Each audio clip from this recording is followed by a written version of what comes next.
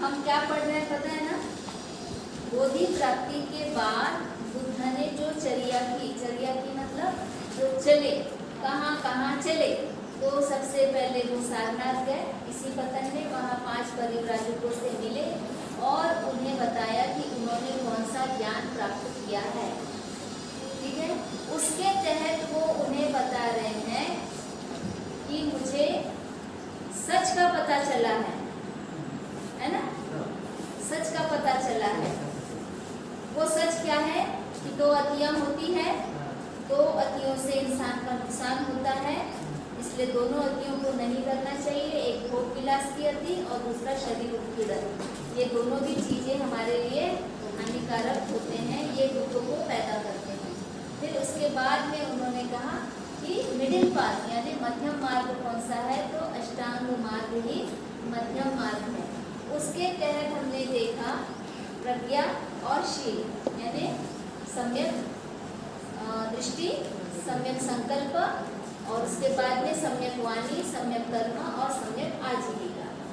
अष्टांग मार्ग में आगे के जो बाकी के कदम हैं, छठवां कौन सा है?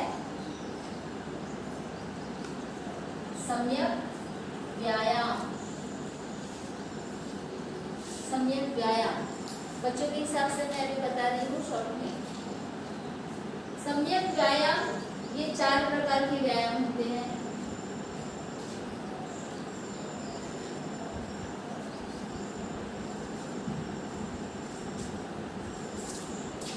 ये हमारा माइंड, चित्त, इसमें पहले से ही बहुत सारे बातें हैं। माइंड में हमारे पहले से बहुत सारी बातें हैं, है ना? मन करिए या चित्त करिए, ये पहले जो हमको सिखाया गया है, जो संस्कार दिए गए हैं, जो हमारे इसके आधार पर हमारी एक सोच बनी है, हमारी मेंटेलिटी, हमारी मानसिकता बनी हुई है, इसमें बहुत सारी क्या है?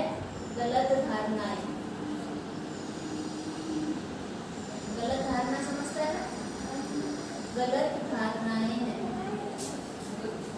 गलत धारणा के बारे में हमने बताया था, जैसे हमको लगता है कि हम उपवास पकड़ेंगे तो हमारी मनोकामना पूरी हो जाएगी। ये क्या है? एक गलत धारणा है। ऐसा होता है क्या? नहीं। हमारी मनोकामना कब पूरी होती है? जब हम एफर्ट्स लगाते हैं, कुछ करते हैं। यदि मुझे परीक्षा में पास होना है तो उपवास पकड़ने से पास हो जाएंगे क्या? नहीं। क्या करना पड़ेगा? पढ़ाई करना पड़ेगा, एफर्ट्स लगाना पड़ेगा, पढ़ाई करना पड़ेगा, है ना? कर्म करना पड़ेगा। तो ये हमारे जो गलत धारणा है, इसको हमको क्या करना है? दूर करना, बाहर निकालना है। ये एक हमारा हो गया सम्यक व्यायाम। और दूसरा जो बात आई, उदाहरण जो हमने अभी लिया कि हमें परीक्षा में पास होना है तो पढ़ाई करना पड़ेगा, है ना? पढ़ाई करने से सफलता मिलेगी, है ना? या पास होंगे। तो ये जो विचार है, ये सही विचार है ना? इसको अंदर लेना पड़ेगा। ये हो गया हमारा दूसरा व्यायाम। 2 व्यायाम हो गए। जो गलत धारणा है उसको बाहर निकालना है, जो सही धारणा है उसको अंदर लाना है। पढ़ाई करने से सफलता मिलती है, कैसी है? सही धारणा या सही समझ, बराबर?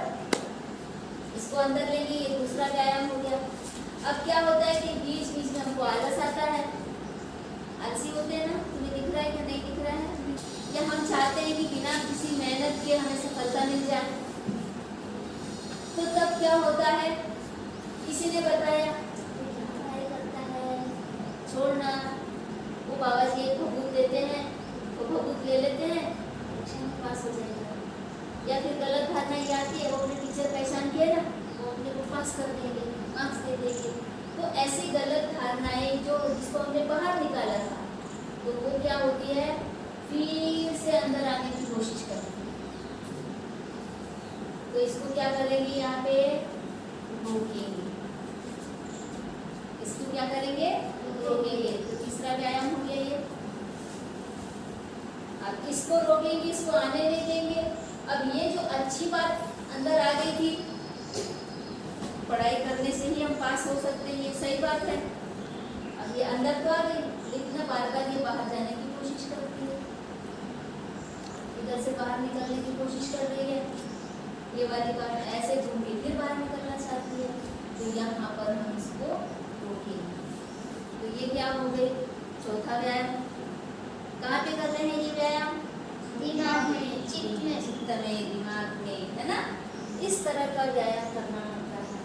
जो भी गलत बातें हैं उसको बाहर निकालना, फिर उसको लौटने नहीं देना, अच्छी बातों को अंदर लेना और फिर उसको बाहर नहीं निकलने देना। तो इस प्रकार से ये 4 व्यायाम हमें करने पड़ते हैं। इसी को कहते हैं सम्यक व्यायाम। और फिर इसके बाद में आता है 7वां सम्यक स्मृति। सम्यक स्मृति का मतलब पता है ना? स्मृति का मतलब क्या होता है? स्मरण, है ना, याद रखना। हमें बार बार याद रखना है कि कौन सी बातें गलत है, कौन सी बातें सही है, क्या करने से हमारा अच्छा हो सकता है, क्या करने से हमारा नुकसान हो सकता है। ये लगातार स्मृति बनाए रखना। यदि मेरे मन में लालच आ जाता है तो मेरा नुकसान होता है। लालच आ जाता है तो मैं चोरी करता हूँ या मैं झूठ बोलता हूँ, है ना। लालच आने से चोरी भी करते हैं, झूठ भी बोलते हैं, दूसरों की निंदा भी करते हैं, दूसरों को नुकसान पहुंचाते हैं, इसमें अपना भी नुकसान हो जाता है। तो ये करने से, लालच आने से हमारा नुकसान होता है, ये हमें याद रखना पड़ेगा। याद नहीं रखेंगे तो क्या होगा? फिर वही गलती करेंगे, फिर वही अपराध करेंगे। तो सम्यक स्मृति किसे बोलेंगे? तो इसको याद रखना है। ये जो व्यायाम कर रहे हैं ना, इसमें याद का बड़ा महत्व है। क्या सही है, क्या गलत है, यही यदि हमको समझ में नहीं आया, उसको हम बार बार याद नहीं कर रहे हैं तो भूल जाएंगे। अभी आप लोगों को कैसे हम फर्स्ट डे से समझा रहे हैं, पंचशील का पालन करना है, अपराध नहीं करना है, झूठ नहीं बोलना है, स्कूल जाने में आलस नहीं करना है, अपनी सफाई रखनी है। ये सारी बातें हम बार बार बता रहे हैं, लेकिन आप बार बार भूल जा रहे हो। ये हमारे लिए हानिकारक है, भूल जा रहे ना। इसलिए सुबह शाम वही बात बतानी पड़ती है। याद करना बहुत ज़रूरी है। जिस किसी को भी अपने दुखों से मुक्त होना है, उसने स्मृतिवान रहना है कि हमारे लिए क्या अच्छा है और क्या बुरा है, क्या सही है, क्या गलत है। ये याद नहीं रहेगा तो तुम दुख से मुक्त नहीं हो सकते। सारी चीजें तुम्हारे लिए अज्ञानता लेकर आती है, दुख लेकर आती है ना। गलत काम, गलत सोच, गलत धारणाएं, हमारा आलस, है ना, मेहनत करने से घबराना, ये सारी चीजें हमारे लिए दुख लेकर आती हैं। कोई भी हमारे लिए रेडीमेड कुछ लाकर नहीं देगा। तुमको तुम्हारा जीवन अच्छा करना है तो खुद मेहनत करना पड़ेगा, समझ रहे ना। चाहे कोई कितने भी नियम बना ले, लेकिन तुम उन नियमों का पालन नहीं करोगे तो नुकसान हमारा ही होगा, समझ रहे। तो ऐसे स्मृतिवान हमें रहना है, ठीक है। फिर उसके बाद में 8वां आता है। जिसने इसको सही तरीके से कर लिया, अच्छे से हमेशा याद रखते हैं, सुबह शाम बोलते हैं, उसको याद भी रखते हैं और वैसा भी व्यायाम भी करते हैं। चित्त में बार बार बुरी बात आती है, आज नहीं जाता ना, मैं आज पेट दर्द का बहाना कर लेता हूँ, आज स्कूल नहीं जाता हूँ, है ना, ऐसा आता है मन। लेकिन उसे नहीं, टीचर ने समझाया है कि ऐसा करने से मेरा नुकसान होगा, मुझे तो बड़ा आदमी बनना है, अच्छा आदमी बनना है, तो मुझे तो स्कूल जाना ही पड़ेगा। ये बात याद आ जाती है तो क्या करते हैं, अपने माइंड को गलत बात सोचने से रोक देगा। तो ये रोज ऐसा करने से क्या होगा, उसके माइंड को ट्रेनिंग मिल जाती है, वो ट्रेन हो जाता है, प्रशिक्षित हो जाता है ना। बार बार करने से ट्रेन हो जाते हैं ना, तो फिर उससे कभी भी कोई गलती नहीं होती। उसको फिर बताना नहीं पड़ता, उसको खुद को भी याद दिलाना नहीं पड़ता है, अपने आप माइंड को ट्रेनिंग मिल जाती है, वो ट्रेन हो जाता है रोज रोज रोज रोज बोल बोल के कर करके। फिर वो आता है सम्यक समाधि।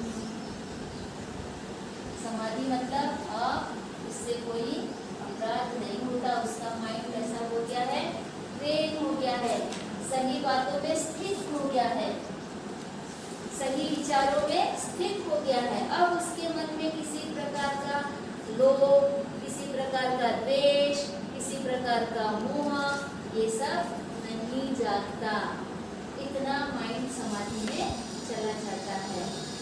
फिर दूसरे लोग भी उसकी गारंटी देते हैं, अरे क्या करे वो बच्चा, ये झूठा एग्जाम है उसके, वो ऐसा कर ही नहीं सकता, उसकी तो आदत ही नहीं है ऐसा बोलने की और ऐसा करने की। उसकी गारंटी दूसरे दे सकते हैं, इतना उसके आचरण में वो उतर जाता है, पता चल जाता है कि नहीं इसे झूठ बोलने की आदत नहीं है, ये हमेशा सच बोलता है, ये किसी को गाली नहीं देता, ये किसी की छेड़खानी नहीं करता। आचरण में उतरता है, इसलिए आचरण से दिखाई देता है, इसलिए दूसरे भी उसकी गारंटी देते हैं। जैसे कि हमने बुद्ध का उदाहरण देखा था, 5 परिव्राजक उन पे विश्वास नहीं कर रहे थे, है ना, कि तुम तो बटेरू हो, तुम तो पथभ्रष्ट हो, तुम कैसे कह रहे हो कि तुमने ज्ञान खोज लिया है। तो क्या बोलते हैं बुद्ध, मैंने पहले कभी ऐसा कहा क्या? उनको विश्वास हो जाता है, सही बात है, इनकी तो आदत ही नहीं है झूठ बोलने की, इन्होंने तो पहले कभी ऐसा नहीं कहा, इसका मतलब आज भी सच ही कह रहे हैं।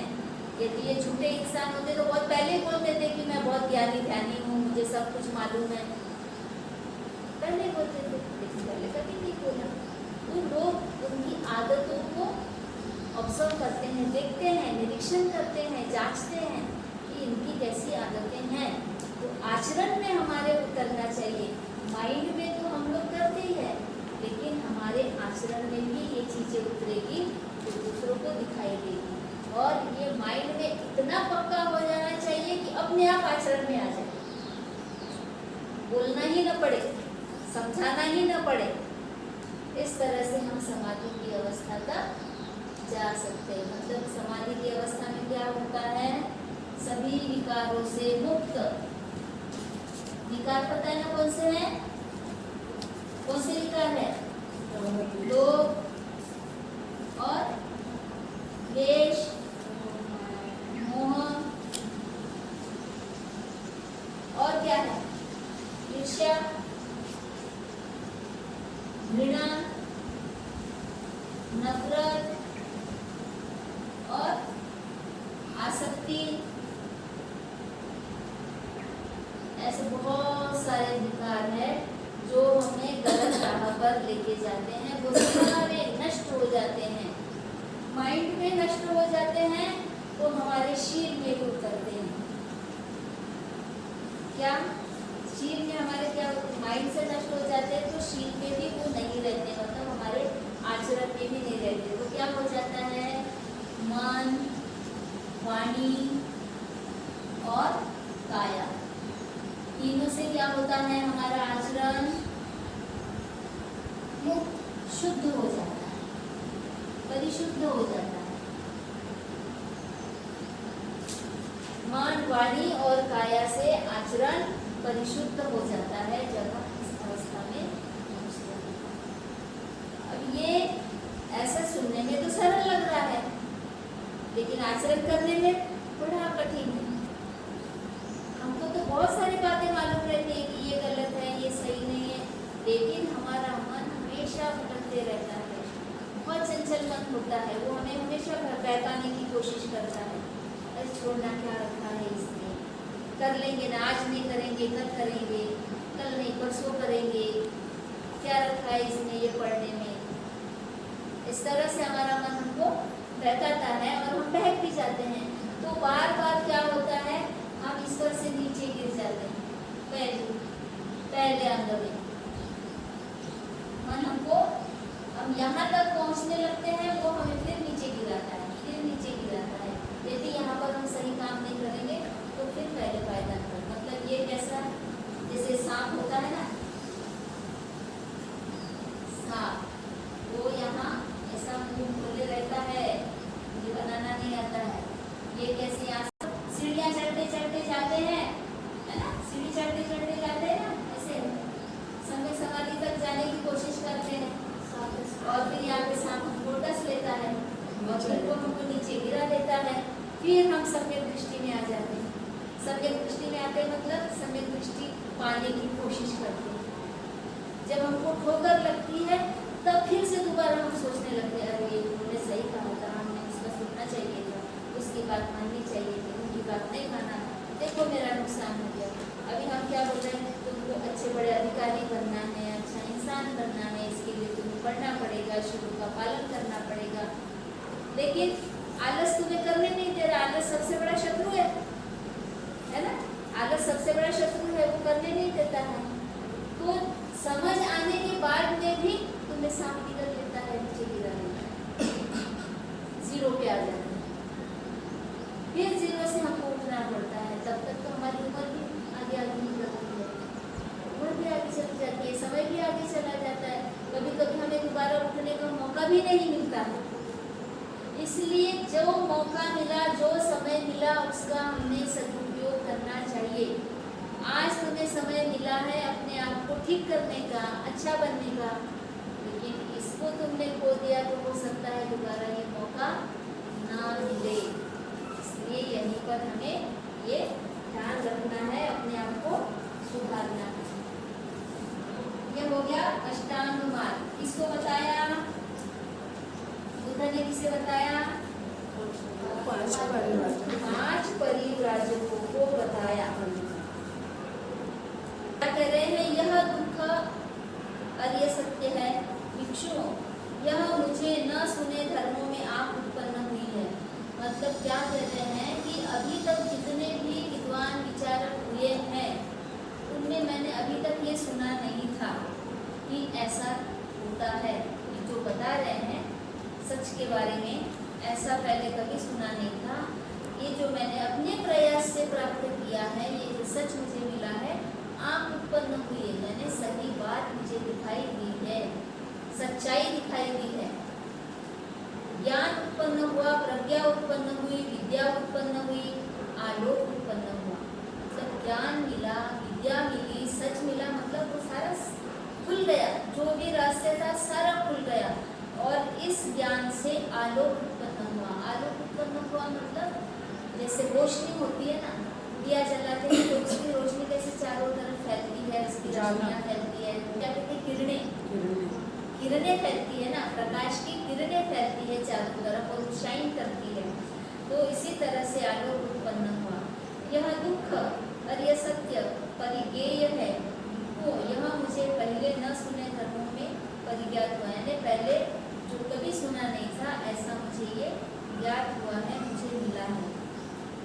ये बात वो 2-3 बार बोल रहे हैं। दुख है इसके बारे में, दुख का कारण है इसके बारे में, दुख का निवारण है इसके बारे में भी सच पता चला, और कैसे उसे दूर किया जा सकता है। यह दुख निरोधगामिनी प्रतिपदा यानी मार्ग, प्रतिपदा यानी मार्ग, ये मार्ग पता चला है जो पहले उसे पहले किसी ने भी नहीं कहा, जो किसी ने भी नहीं खोजा।